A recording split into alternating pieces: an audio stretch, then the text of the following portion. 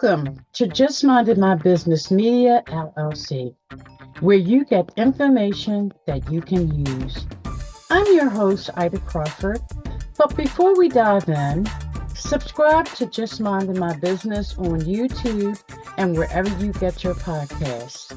Share Just Minded My Business with your family, friends, and colleagues. Engage with us by leaving a review or comment. Your support keeps this podcast going and growing. Visit our website at jmmbmediallc.com to learn how we can support you in getting more visibility on your products and services. So grab a pen and paper and get ready for information that you can use.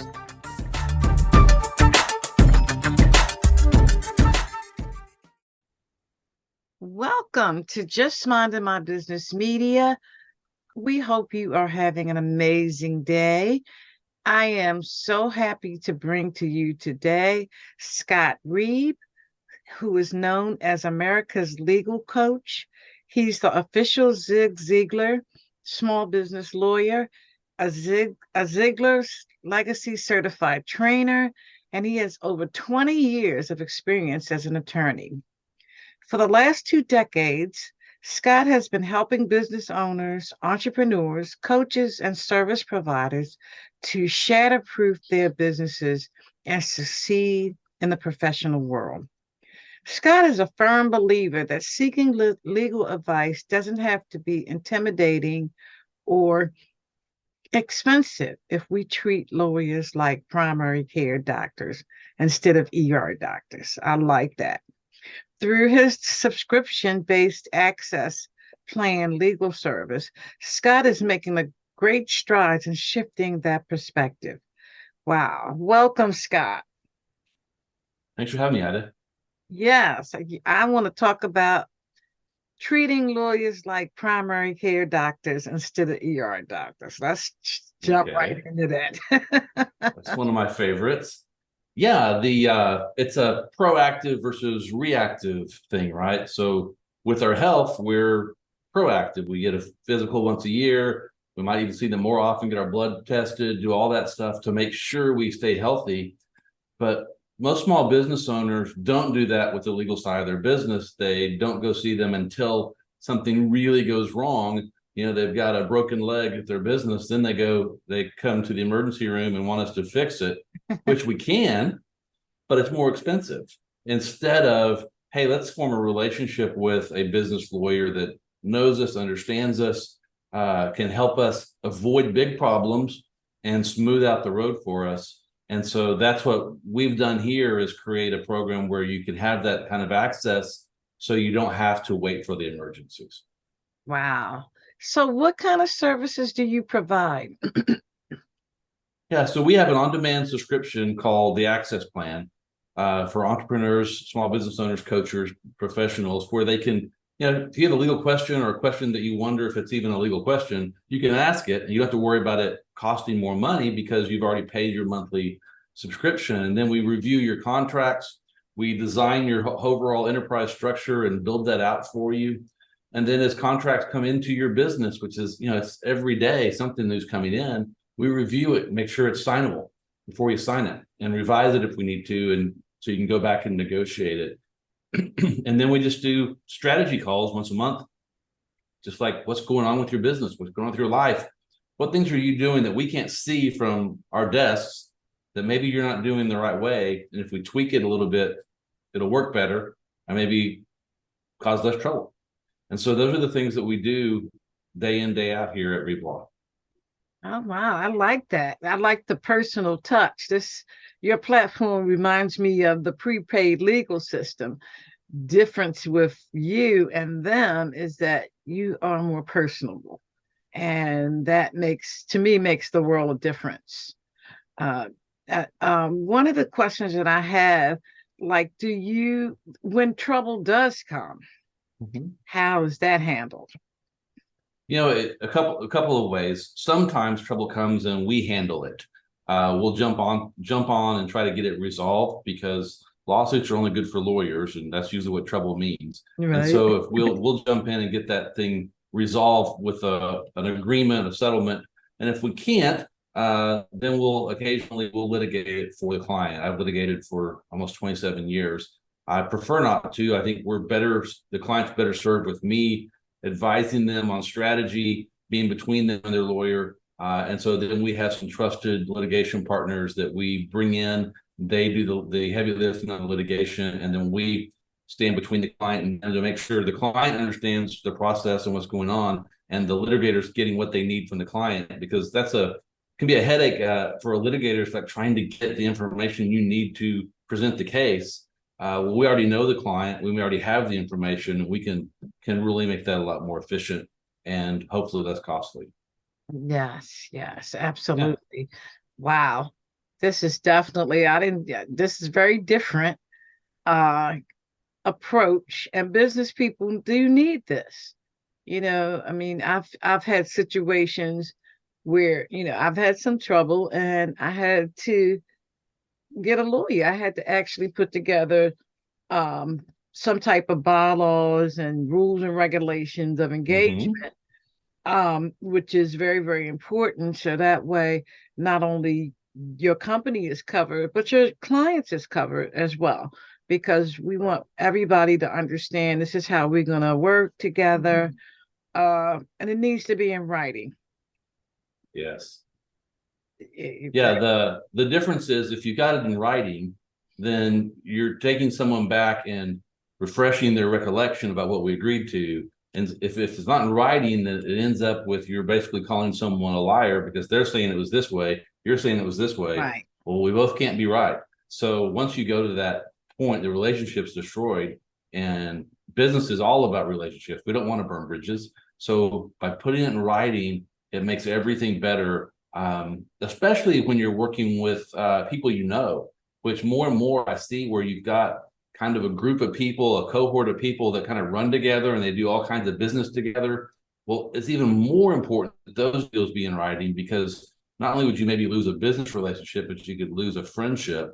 And so you got to get those things documented. And you can do some of that yourself for sure. I've got some systems that help our clients do that. But the best thing is to have a lawyer that's on your team that can prepare those efficiently, economically, and get you an agreement that is fair to both parties, Mhm. but is enforceable if you needed to do that. But just lets everyone know, hey, here's what I'm going to do for you. Here's what you're going to do for me. Here's how we pay, how the payments work, all that stuff. Crystal clear. If you do that, it really helps business run smoothly. Yes, yes. And a lot of times people, especially startups, they shy away from attorney basically because of the fees. Uh, Sure. it is astronomical. I just a couple years ago I was working on a trademark, Mm-hmm. and the lawyers were like, it was going to be astronomical for them to take it. So, do you Hmm. provide services like that? Yeah, we do. We do trademarks for lots of our clients. It's not free, that's for sure, but we Right. can do a comprehensive trademark package for a brand for a couple $1,000s. And I mean, our membership packages range from 650 a month to 3250 a month. So there's kind of a level for where you may be in your entrepreneurial journey. So we try not to be too expensive. I've been advised several times by coaches that I was working with to, hey, charge more money, charge more money. You can make a lot more money. But if I did that, I would be leaving out this whole group of people that I love, that are these entrepreneurs that are starting up and they're bootstrapping their business and they have so much to risk. And those people I want to help. Yeah. And that's a big part of why I come on shows like yours, is so that I can provide more information and education for free so that they can ask better and smarter questions, and get there faster. Yes, and that's important because with all the different things as an entrepreneur that you need, and it's a ton of stuff, and we all know that it's a process. You start the business, uh, and then you find you need this, you need that, et cetera, et cetera. Now, starting the business, I think my opinion is you should have a lawyer involved at the start. Yes. So what's your thoughts on that? Yeah, I think there are six key relationships that every entrepreneur should have.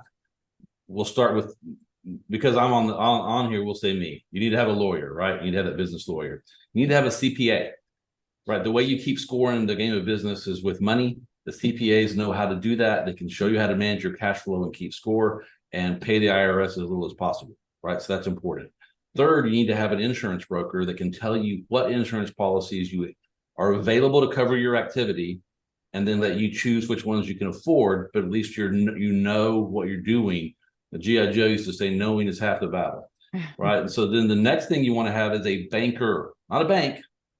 There's a bank on every corner. We need a banker, someone that I've got their phone number. I can call their cell phone and say, hey, I need to write a check tonight to take advantage of this opportunity, but there's not enough money in my account. But tomorrow, if I write this check, I'll be able to deposit more than enough to cover it, and then go, I trust you, I know you, go do it, go make some money. If you don't have that relationship, you can't. The next would be, I think you should have a business coach. It's very hard to get from A to Z. Using someone that can get you from A to G would be great. They need to have a path for you and then hold you accountable to action steps and understand your vision. If you have those people on your team, your board of advisors, you can really grow exponentially. Absolutely. I have to agree with you on that, a coach, because when you're first starting, you do your business plan. And by the way, do you help with that business plans? Sure. Yeah, definitely do. And mine are a little simpler than you would think. Some of my coaches have taught me, because I used to do these real complicated plans, and I've got what we call a 90-day game plan, and it's fairly simple, but you can live your life in 90-day chunks a lot easier than 3-year, 5-year. I'm not saying you can't Yes. have long-term goals, but yeah, we do planning. It's really important to have a target. What Ziglar used to say, if you don't have goals, you're just a wandering generality. We need to have specific places we're going and targets, and the coach can really help you set the right goals so that you're aiming for the right target, because sometimes we're setting the wrong goals. Mm-hmm. And we need someone that's maybe has a little bit of different perspective, has already been there, can see the forest for the trees, and help us set those goals in a smart way. Because if you set them too big, you'll get frustrated. If you Yes. set them too small, you won't stretch yourself. And so you need someone that can kind of say, hey, this is where you should set these targets for this quarter. Yes. And I like the idea that you said 90 days. That is perfect. Yeah, Perfectly said. I learned the 90-day trick years ago. I needed to lose weight. When I started my firm in 2005, I was in pretty good shape, had been eating right, working out, and then I started this law firm, and all I did was work and didn't exercise and ate junk food. And one day I realized that I had put on about 40 pounds. I'm one of those people that can look in the mirror and I think I always look good. So I didn't realize I'd gained so much weight. And so when I figured that out, I had to figure out how to lose it. And so I put together a 90-day game plan, a 90-day goal for what I wanted to weigh. I mean, I had a picture of what I wanted to look like. I had it all on a board, and then I set about doing it. And in 90 days, I had reached my goal, lost the weight, was feeling great and healthy. And I've learned that you can apply that to almost anything in life that you want to do. You can do it in 90-day chunks. Yes, yes, and that makes sense. And it's more reasonable. Yeah. 1 year, I mean, in today's world, you can't project what's going to happen in a year. No. We have too many forces out of our control.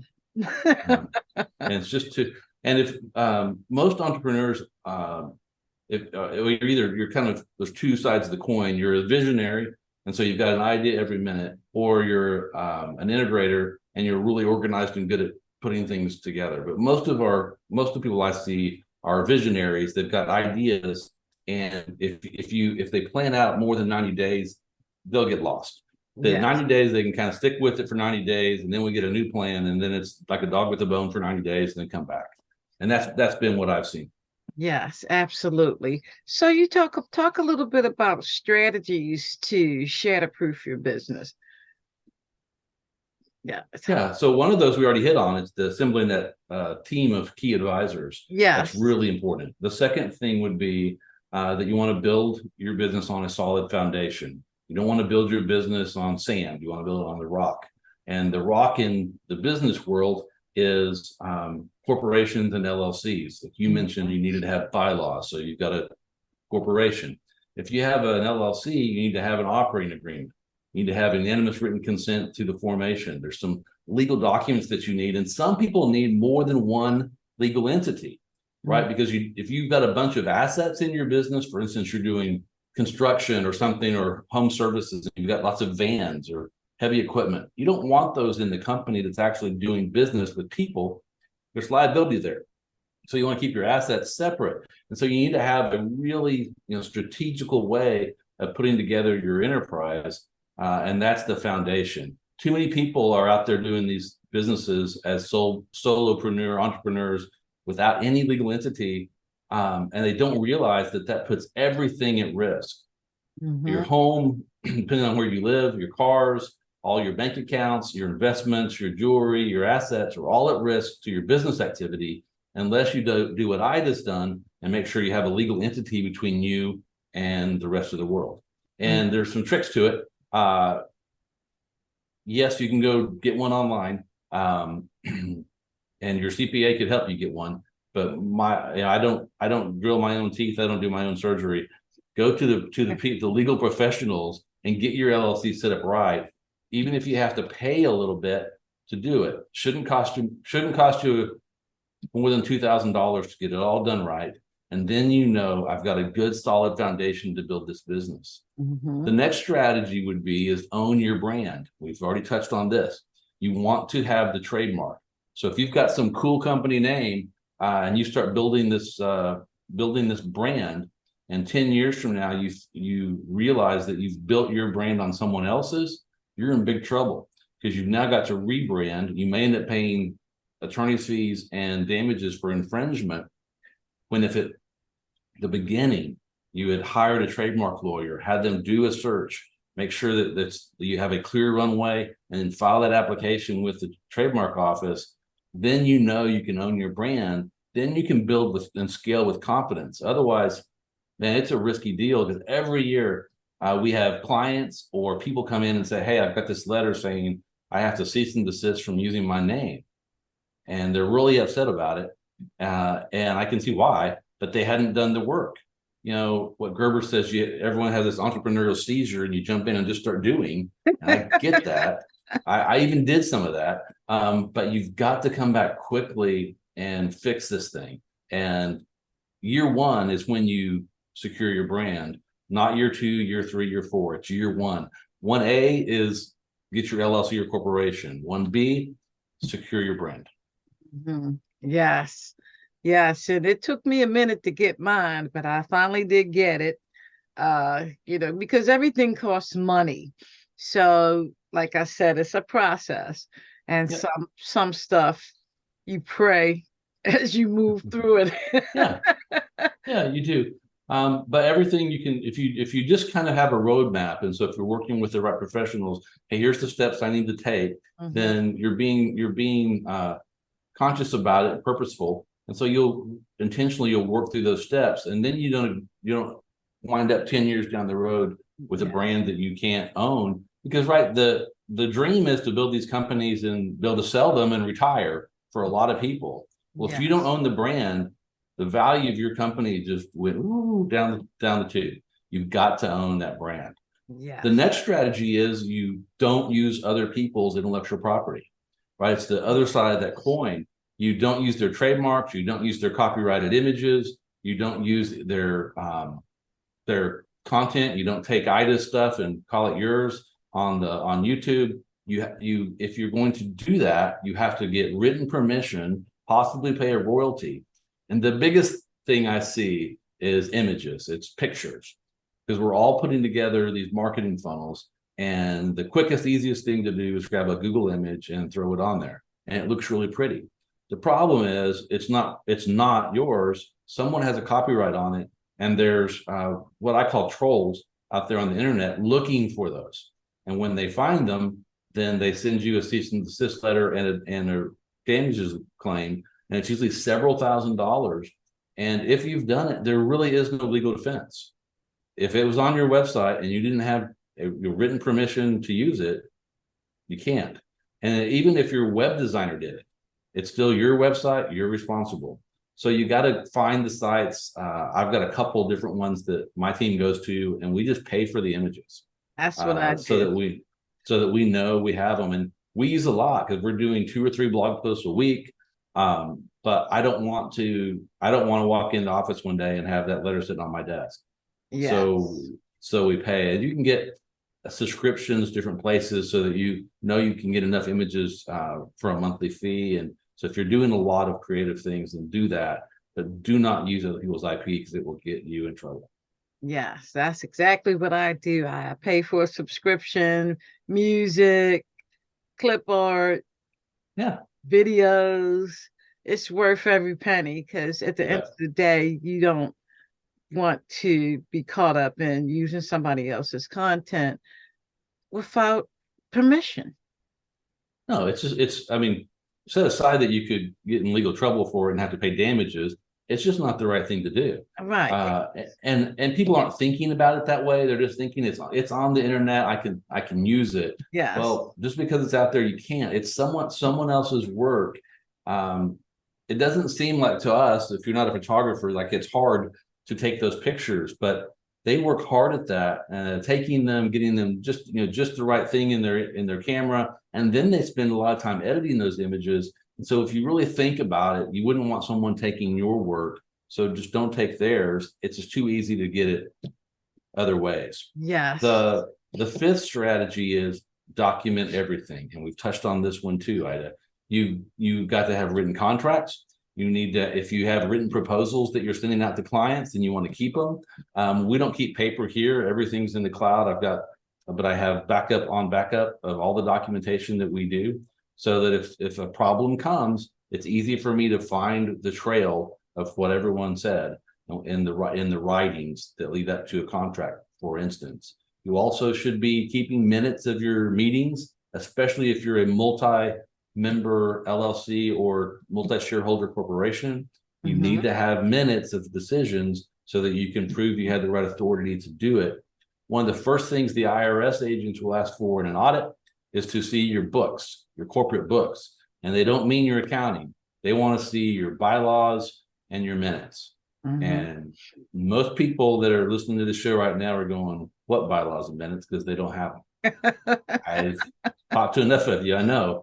So get them. It's not hard. And one of the things that I advise our clients to do is take a trip every year, hold your annual meeting somewhere fun, even if it's just you. You can take your family with you. Just pull aside for breakfast, contemplate your business, make some decisions, do some 90-day game planning, and write off the day before, that day, and the day after. And you just turned an everyday activity into a business positive activity and took care of your legal obligations. Wow.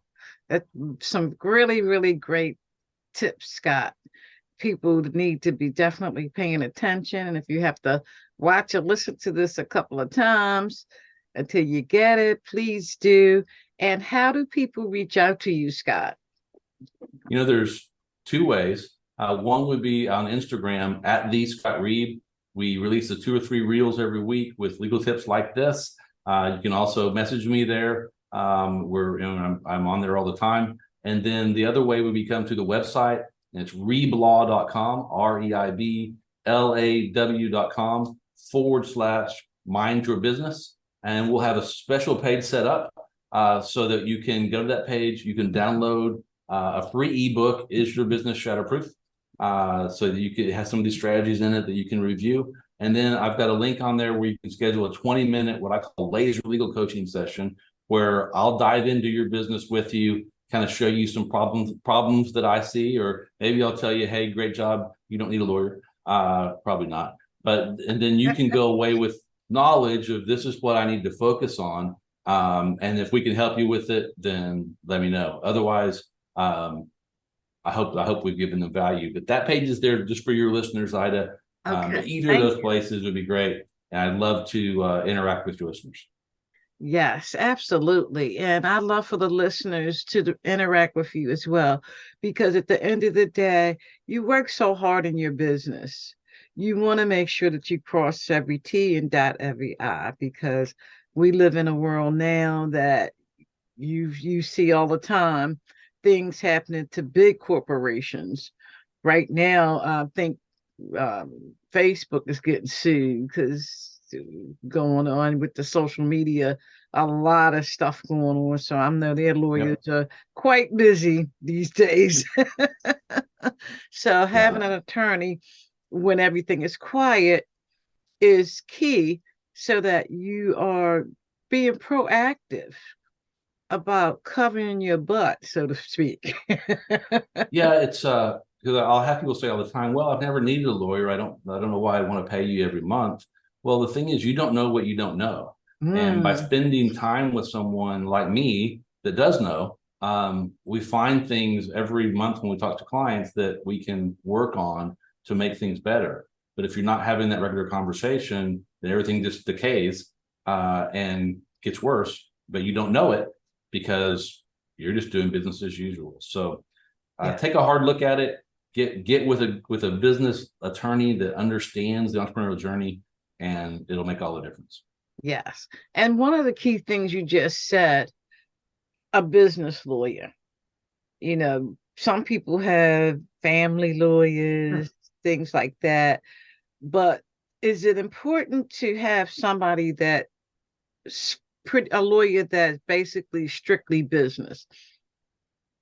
Yeah, I mean, I think they could do a couple other things, but I work with, and I've done family law. That's no fun, but I've got friends that do it, and they very often will bring me in on the family law because they've got a business issue or a business that needs to be divided, and they want to make sure it's done right. They're just very different things, and Mm, so and there's business lawyers that work with Fortune 500 companies, and that's not the right lawyer to help you start a coaching business, for instance. They don't understand this stuff. They don't understand what a online program is that you might put together and sell. They don't get that. You mm, need someone that really understands what's happening in today's world and how people are making money using videos and podcasts and how to manage that kind of business. Otherwise, they won't be a full value. So make sure you're getting someone that really understands it. Maybe someone that's a little entrepreneurial themselves, so that they mhm. can kind of understand why you go off and do what you do, so that they're not looking down their nose at you, but they go, "Okay, I understand. I've been there. Here, let's back up and fix that." Yes. Now, and I have one other question. Okay, we know there's all types of businesses, Mhm. retail, Sure. service. Mhm. So is it good to have a lawyer that knows your specific area? Yeah, that can be very valuable. I will say that we work with people all over the map, and we've got people that are remodelers doing construction work. We have HVAC companies, we have plumbers, we have Mhm, doctors. I work a whole lot with podcasters, business coaches, speakers, and trainers and consultants. Ton with them, but we have these brick and mortar doing all those other things, real estate, property management, and so there's commonalities between them, but we're working with people that are doing, let's say, between $250,000 and 10 million, and mhm, that's small business. And so they're all having some common struggles, like how do we document all the stuff that we're supposed to be doing? How do we hire people? How do we fire people? How do we discipline them? What's our handbook supposed to look like? They're all common problems, and mhm. so as long as you've got someone that really understands the small business struggle, they can do it. Now, if you can find someone that just they only do your niche, that's great, and that would be very valuable. I will say that I learned things from one area of our practice, like the HVACs, for instance, that often I can then apply other places. So Mhm. there is some cross things because sometimes people have really good systems and processes over in this industry, and this other industry doesn't have it, and we're able to go, hey, have you thought of doing it this way? Because sometimes the problem that we have is they've got a really good business, they have really good people, and they don't have good systems and processes for doing what they Mhm. do. And because of our bird's eye view of different things, I can make recommendations to people. Or if you only had one, if I'm just looking at HVAC companies all day long, I could be really good at that, but I would not be able to help you expand your mind. Absolutely. Wow, Scott, this has been amazing. I really appreciate you bringing this to our platform because it's very important, that we work hard. Like I said before, we work hard in these businesses. So we want to make sure we've got all our T's crossed and I's dotted. So thank you for this valuable information, and I look forward to collaborating with you again. Me too. Absolutely. Thank you. Thank you. Thank you to our guests and you, our valued audience, for stopping by. We truly appreciate you. Many blessings to you and yours.